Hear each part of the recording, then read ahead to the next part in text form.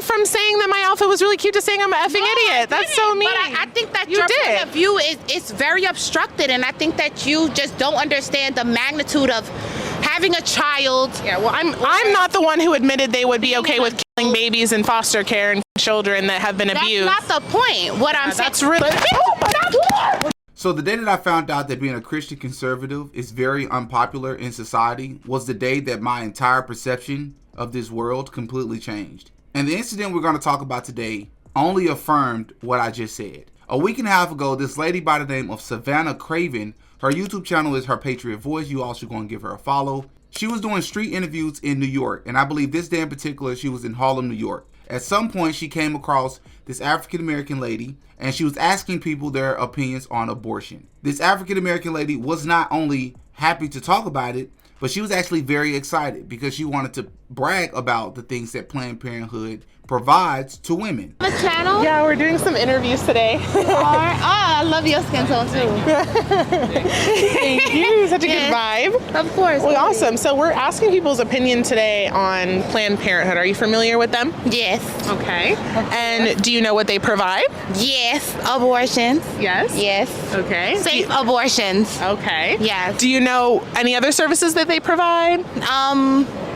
I know, like, to teens, if you're under 18, you could get like birth control, condoms, counseling. They offer a lot of, beneficial things that the youth really should use right now. Okay. So you have a pretty positive view of Planned Parenthood.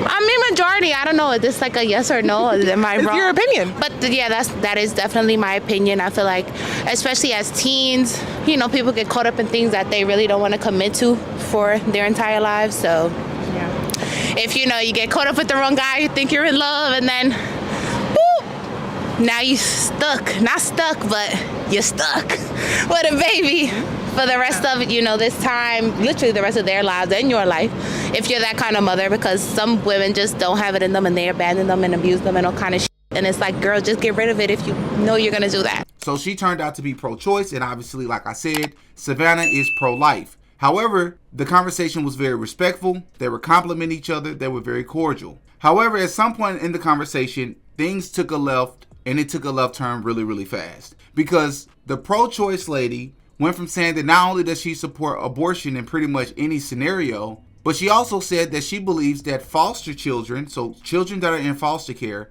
and children that are abused, are much better off if they're just unalived. She quite literally said this. You mentioned adoption. They commit 228 abortions for every one adoption referral. So why are they getting so much more money yet all of their services are going down? The services are going down because people are afraid. Women. What are they afraid of? Women don't know. They don't know what they're exposing their bodies to. A lot of people, especially behind abortion, there's a stigma. But their abortions are going up. So they used to have this slogan where they said safe, legal, and rare. That's what we want. Safe, legal, and rare abortions, until it was exposed that a lot of these facilities were requiring abortion quotas. So the more abortions each facility did, the more praise that they would get. They would get awards. And so it's really interesting. That doesn't really make it seem like they want safe, legal, and rare abortions. How many people can you think, or are you going to assume, would literally abandon their children with no repercussions from the state? No, it's called safe haven baby boxes, where at a fire station or hospital, you can leave your baby and the mother doesn't have to do anything with it. But that's better than your baby through abortion, right? No, ma'am. It's not better to give your baby up to a family who wants them instead of them? No, ma'am. I have seen so many stories and countless, literally, countless stories. What happens in an abortion? They literally suck the life out of you. They're going to take the whole baby out. And as they should, because I shouldn't be a taxpayer paying child support and food stamps and WIC for you women should be a who never taxpayer wanted the paying baby. For abortions? Exactly. But as for a woman who didn't want the baby in the first place, that doesn't make sense to me. Don't ever sit here and lock yourself down with a man who already told you he doesn't want to be with you. He doesn't. I agree with you. I'm not disagreeing with you either. I understand. You don't get to the baby just because their dad didn't want them. You can. Should we put kids in foster care? And why not? Why not? If that's the case, we should put the kids in foster care that aren't wanted. Who's going to take care of them? I need to know the percentage of people who take children from foster care and abuse them molest them, who make them like personal slaves. We should just I them. need statistics before you come to me talking about pro-life. We should kill the victims of molestation. I think, what does this have to do with molestation? You just mentioned people molesting children. We should kill the kids in foster care is what you said. What I'm saying is in general, overall. If I don't want to have a baby, I should have the choice to. Just don't have sex then. Just don't have sex. That's not even logical. It is. It is. Who are you, Nancy? I sound dumb. You sound dumb as okay. It does, because even as teens, people explore. And it's like, as funny as you want to be, people should still have the choice. So you went from saying that my outfit was really cute to saying I'm an effing idiot. That's so mean. But I think that your point of view is very obstructed, and I think that you just don't understand the magnitude of having a child. Yeah, well, I'm not the one who admitted they would be okay with killing babies in foster care and killing children that have been abused. That's not the point. What I'm saying. That's really. Comedian Godfrey watched the same video that we just watched, decided to go on his channel, and literally lied about the encounter. The first thing he did that was very misleading was that he only played about 15 to 20 seconds of the encounter. Then he said, while he does not support assault and violence, he said that the pro-life woman, Savannah, was asking for it. Because number one, she was condescending. Number two, she was putting words in the pro-choice lady's mouth. And he also said she should have known that after she was talking to a woman from the Bronx, that there was a strong chance or a strong possibility that this would have happened. Because you can't be a Trump supporter, stick your chest out, and become bold because Trump is back in the office and feel like you can talk and say whatever you want to people. Savannah Craven Anti, I guess she's an interviewer. And so she's in New York City, because I can tell by the street, that's the Harlem, because I lived in Harlem. And she's interviewing this girl. This girl comes up to her and says, hey, what are you guys interviewing for? You have a channel? Yeah, we're doing some interviews today. We're talking about pro-life, abortion, all of this stuff. So she's interviewing her.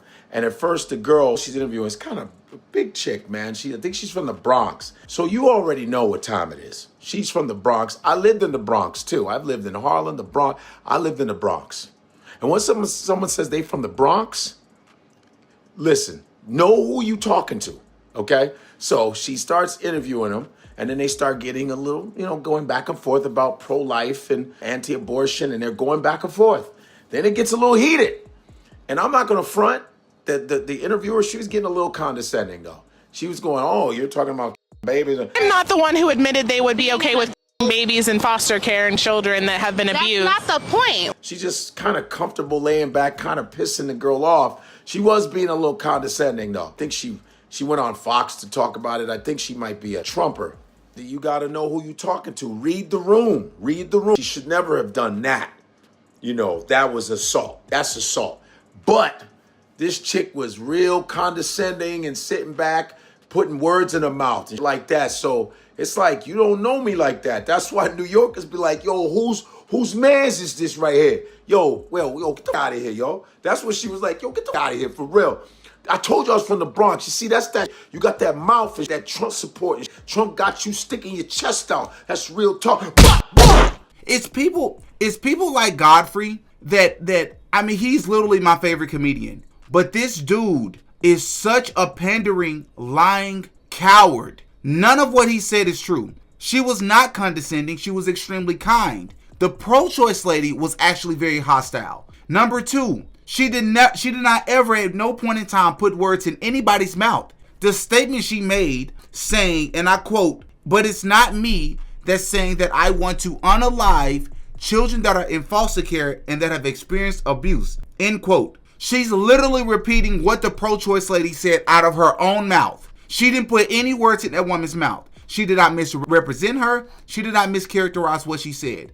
But according to Godfrey, that's exactly what she did. Godfrey is a coward and he's a liar and he has no backbone. And proof that he has no backbone is the fact that this pro-choice lady, regardless of where you fall in the abortion debate, the pro-choice lady quite literally said she agrees. Why shouldn't we unalive foster care children and children that have experienced abuse? They'll be much better off than experiencing that. This is what she said. Why aren't you upset about that, Godfrey? Why aren't you talking about that, Godfrey?